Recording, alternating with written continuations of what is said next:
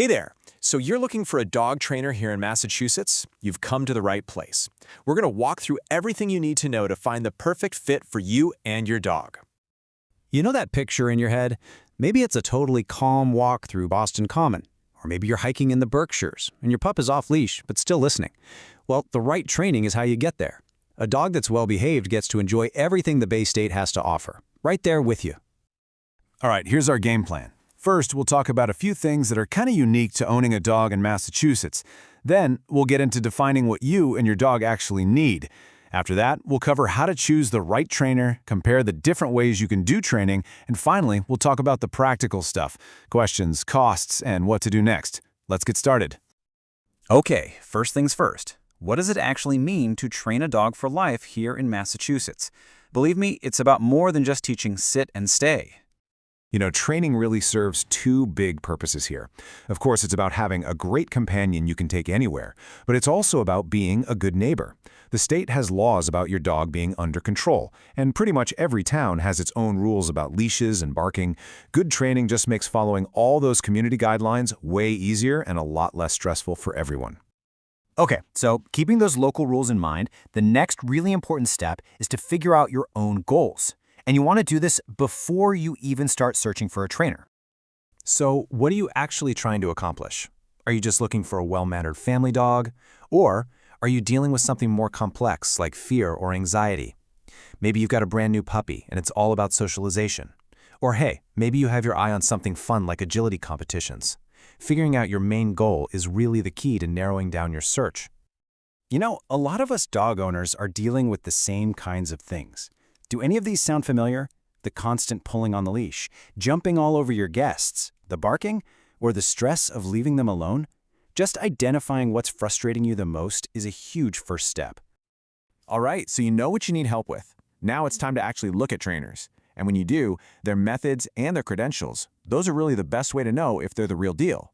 Today, the go-to method for pretty much all modern dog training is called positive reinforcement. It's an approach that's backed by science, and it basically just means using rewards like a treat, some praise, or a favorite toy to encourage the behaviors you want to see. It works, it's humane, and it really builds a strong, trusting bond between you and your dog. So you're probably going to see a bunch of letters after a trainer's name. Those are certifications, and they're a pretty big deal. Let's just look at three of the most common, well-respected ones. If you see CPD-TKA, that means they've passed a big exam on general training knowledge. KPA-CTP tells you they're certified by the Karen Pryor Academy, which is a huge name in positive reinforcement. And if you're dealing with more serious stuff like aggression or deep-seated fear, a CBCCKA means they have specialized expertise as a behavior consultant. All right, so now you know your goals, and you know what kind of credentials to look for. The next piece of the puzzle is figuring out the training format that's going to work best for you and your dog. So the two most common choices are in-home training or group classes. In-home training is fantastic for problems that are happening in your house, like dashing out the door or surfing the countertops. Group classes, on the other hand, are great for general manners and for teaching your dog how to focus when there are other dogs and people around, but in a structured way. Then there's the board and train option. This is where your dog actually goes to live with the trainer for a while to do some really intensive work. It can get you results fast, but, and this is a big but, its long-term success really depends on you. You have to be ready to learn all the new commands and keep up that structure when your dog comes home. Okay, let's get down to brass tacks. We're going to talk about putting all this knowledge into action, which means talking about costs and the questions you absolutely need to ask. So here's a general idea of what you can expect to pay here in Massachusetts. A private one-on-one lesson is usually somewhere between $125 to $225. A group class that runs for a few weeks might cost between $180 and $350. And as you can see, board and train programs are a much bigger financial commitment. Oh, and just a heads up, prices in and around Boston are almost always going to be on the higher end of these ranges. When you finally get on the phone or meet with a potential trainer, you should have these questions in your back pocket. Asking about their methods, their credentials, and how they measure progress will tell you so much. But honestly, that last question might be the most telling.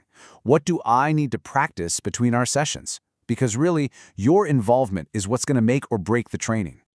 And hey, for anyone out there who's just adopted a dog, this is such a great rule of thumb to keep in mind. It's called the 3-3-3 rule, and it just helps you set realistic expectations.